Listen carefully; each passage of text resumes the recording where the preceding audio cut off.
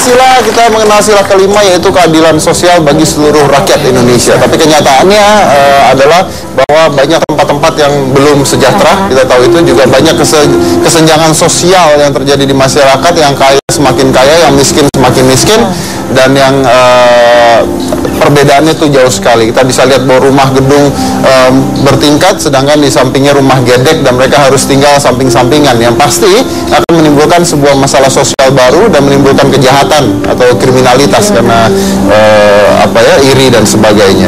Dan itu juga akhirnya membuat banyak sekali hal-hal yang sebenarnya terjadi tidak manusiawi di Indonesia. Kita akan lihat dulu tayangan seperti ini. Silakan.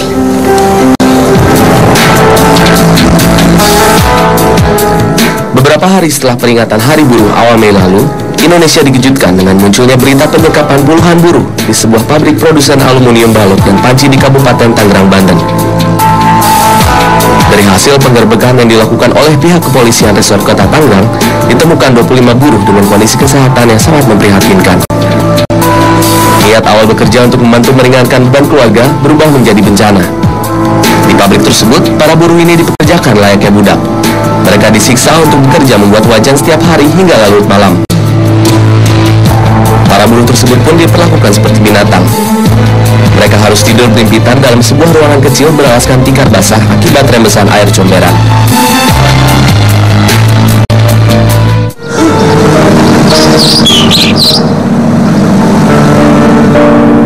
Tasripin, seorang bocah kecil berumur 12 tahun sudah harus mengambil peran sebagai seorang kepala rumah tangga.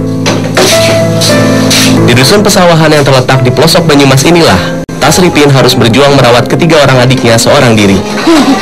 Ia terpaksa menanggung beban sebagai kepala keluarga setelah ditinggal kedua orang tuanya.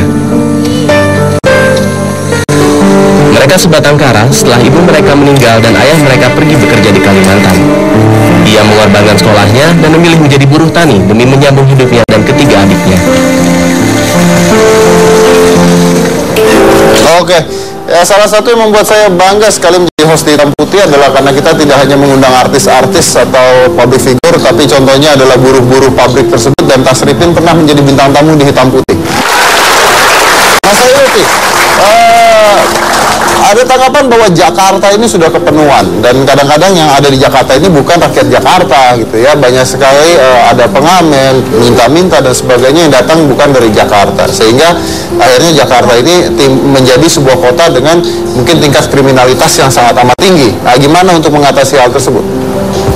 Itu saya serahkan ke Pak Jokowi selaku gubernur dan Pak Ahok selaku wakil.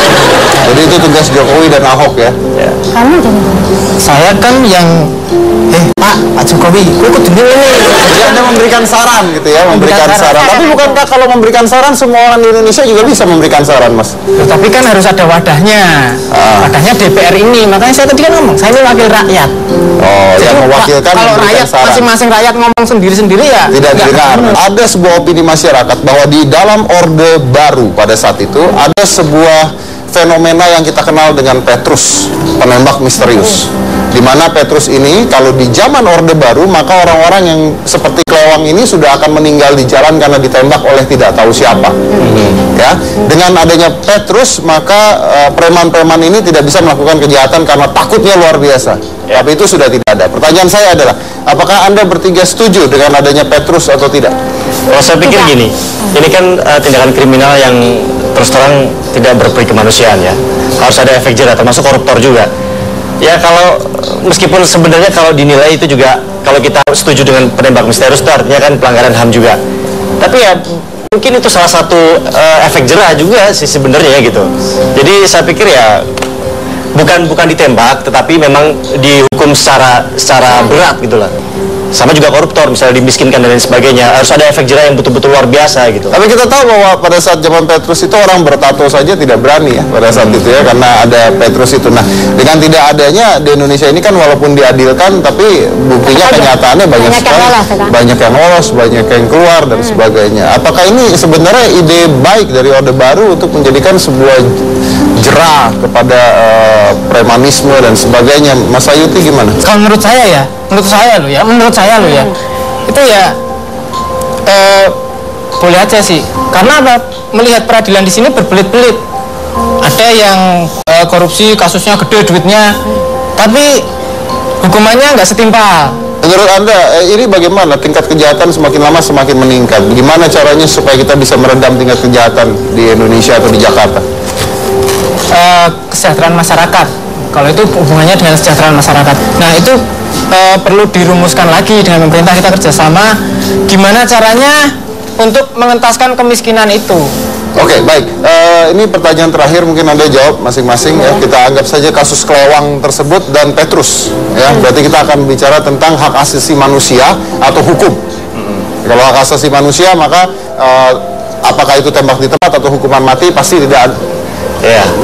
Tidak disetujui oleh HAM ya. Tapi kalau kita bicara hukum, tembak mati bisa oleh hukum. Saya akan tanya sederhana saja, hak asasi manusia atau hukum? Hukum. Hak asasi manusia atau hukum? Saya hukum.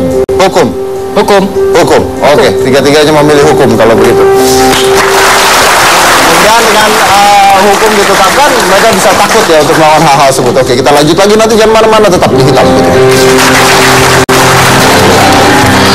Ya, menjadi anggota DPR mau nggak mau ya kita harus jalani, yang penting kita punya niat siap yang baik. walaupun keamanan keluarga segala terancam. Itu adalah bagian dari resiko.